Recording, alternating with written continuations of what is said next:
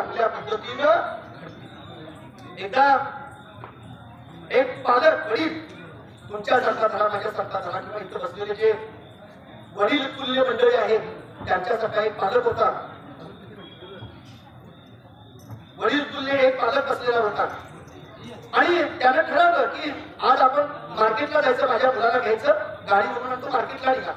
लक्षपूर्वक आहे, अतिशय महत्वाचं उदाहरण आहे. तुम्ही तुमच्या मुलांच्यावर पहिल्यांदा रुजवण्यापूर्वी तुम्ही त्या संस्कारामध्ये असायला पाहिजे, तुमच्याकडे गुण असायला पाहिजे. ज्यावेळी तो पालक आपल्या एक 6 वर्षाच्या मुलाला घेतला, गाडीवर मागे बसवला आणि मार्केटला निघून गेला आणि बोलण्याच्या नादात किंवा गाडी मारण्याच्या नादात त्याला सिग्नल तोडलं. सिग्नल तोडल्यावर पोरग्यानं टाळ्या वाजवायला सुरुवात. पोरग्याला आनंद झाला. पोरगं बाबाला काय सांगतंय, बाबा आपण सिग्नल तोडला, आपल्याला कुणी बघितलं नाही. पोरगं टाळ्या वाजवायला. बाबाच्या लक्षात आलं माझ्या मुलानं चुकीचं अनुकरण केलेलं आहे. तो काहीही त्याला बोलला नाही. गाडी फास्ट मारली. मुलग्याला असं वाटलं पाठीमागून पोलीस येईल, माझ्या बाबाला पकडेल म्हणून फास्ट मारतोय. तर त्यानं तसं केलं नाही.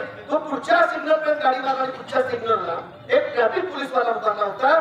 त्या ट्रॅफिक पोलीसवाल्याजवळ गेला आणि त्याला सांगितलं मी सिग्नल तोडलेला आहे, मला तुमच्या पद्धतीनं जो फाईन करता येईल तो फाईन करा.